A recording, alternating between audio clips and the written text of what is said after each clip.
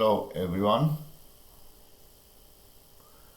Today I'm going to show how to find stationary values of every function, then to classify the stationary values if it's minimum or maximum. Here in front of me I have different functions and we can use the methods of stationary points to find stationary values using differentiation and classify the points as minimum or maximum points. So this equation is y equals x bracket x minus 1 bracket square, and I want to find the stationary points. Stationary points are values that has where the gradient is 0, because it can be either maximum values or minimum, so the derivative at these points are equal to 0 because the gradient is the tangent to the curve is horizontal. So we make the derivative, so the first step here is to make the derivative equal to 0 and start by differentiation of the function. The best way to differentiate this type of function is to expand the brackets and make it polynomials. This is what I did on the left hand side. I expanded the brackets, I times by x, and I have a cubic function. It's very easy to differentiate a cubic function, so all you need to do is to follow the rules I summarize on this to the right side. So the ax to the power of n give you an x n minus 1. So I found the derivative and I make the derivative equal to 0, which should become a quadratic equation. The 3x squared minus 4x plus 1 is equal to 0. I need to solve this equation and find the x values. This is what I did in this screen. I use the method of factorizing to solve this quadratic, and the method I use for factorizing, I try to find two numbers when the sum is negative 4 and two numbers when multiplication is the 3 times the 1, though it is a 3. And these values that work are the negative 3 and the negative 1. The next step is to separate the middle term using these values. So I make the minus 4x as minus 3x minus 1x, and then I separate into two groups and I factorize in two groups as you see below. And the first group is 3x bracket x minus 1, the second group is negative 1 bracket x minus 1, and I can still factorize because I have the same brackets. So I can factorize this as 3x minus 1 times x minus 1 is equal to 0, and the two solutions are 1 and 1/3. These are the x values of the curve where I have a stationary point. Now let's see what we do next. Next, because I want to know the y coordinates, I need to use the function and find the y coordinates of the stationary values. So for each of these values, I will use the function x bracket x minus 1 bracket square, and I found the y coordinates. When the 1/3 is 4 over 27, and the 1 is the other point that I have on this screen is 0. So these are the two stationary values. The next thing to do is to classify them. It can be minimum or maximum. And the test we do to classify them is to use the second derivative test. And if the second derivative test is positive at these values we found above for x, then it is a minimum point. And if this is negative, the second derivative at the x values we found above, it is a maximum. And this is the procedure. Okay, so we found the second derivative by differentiate second time, and so I have 6x minus 4. I put the values 1, x equals 1, and the second derivative is positive, so it is a minimum value at 1, 0. And I also put the value 1/3, and the second derivative is negative, so it's a maximum value at the stationary 1/3.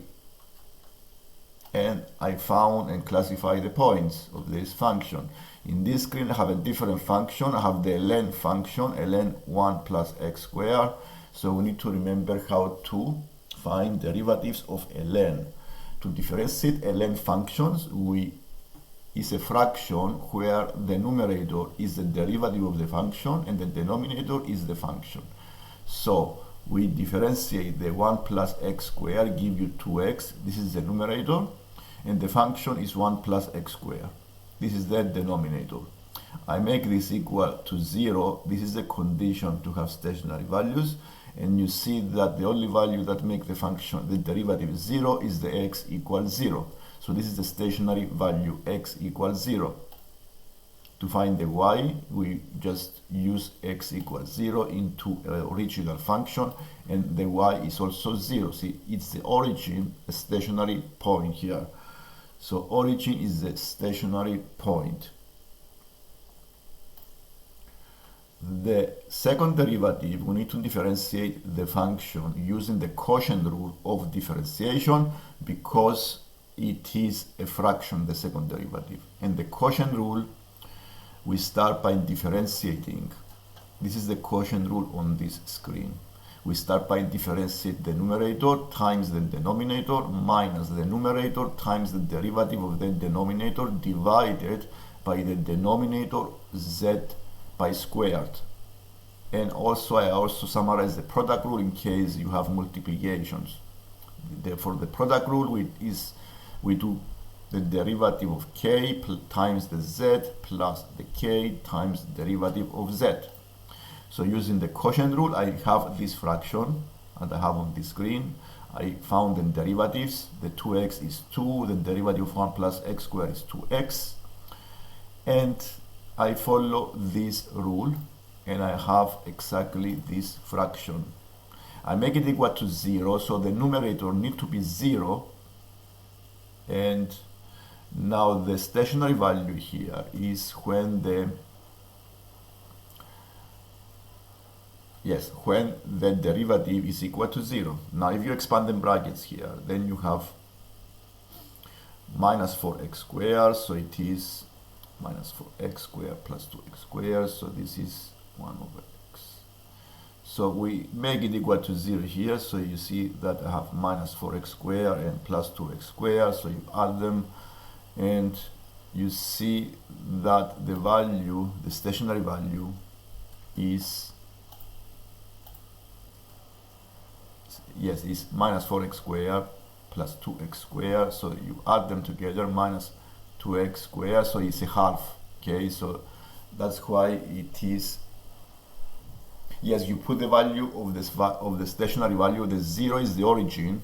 Remember that this is the second derivative test we do now, so we found the origin to be the stationary value, so we use this value into the second derivative, and it's positive, so this point at the origin is a minimum point. This exercise is the exponential, and to differentiate exponential, you follow the rules. Then dy over dx is the derivative of the f times the exponential to the power of f. And this is what I did here. I differentiated using the exponential rule, and I found this expression and make it equal to 0. So the only way to this to equal to 0 is when the x is 0, because the exponential never gets 0. The only possibility is to be x equals 0, so this becomes the stationary value.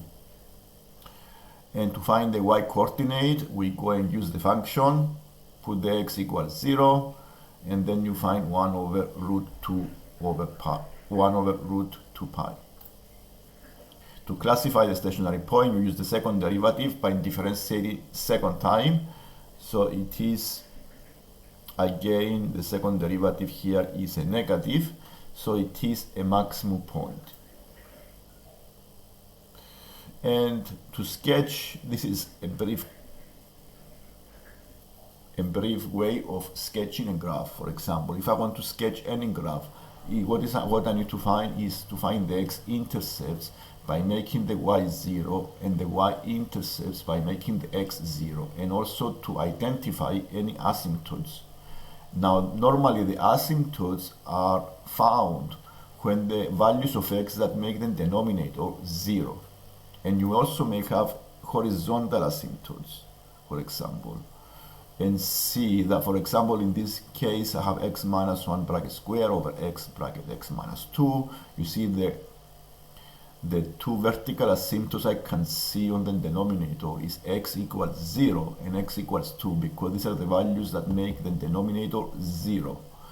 And the numerator is 0 when the x is 1, so this becomes the x-intercept 1 comma 0.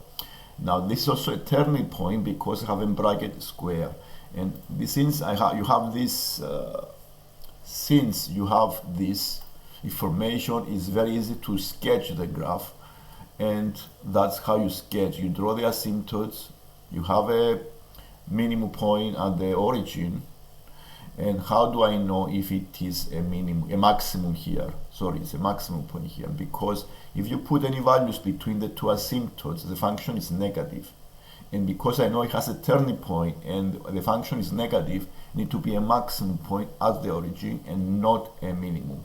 And you can also find the position of the other curves I have by finding the values of the function when the x goes to very big numbers. And it's very easy to find them because it looks like the reciprocal graph, and you can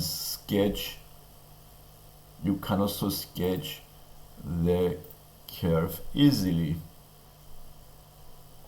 Similar way we do for this type of fractions. To sketch, we found the denominator values of x that make it 0, so this 0 and 4, so this become the asymptotes to the curve.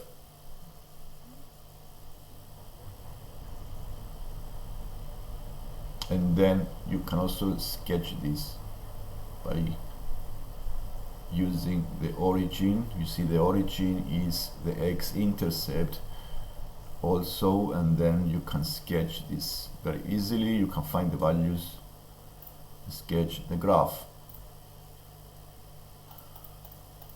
If you like the lesson, you can subscribe, and to see more lessons like this, please subscribe and ask any comment if you want on the below.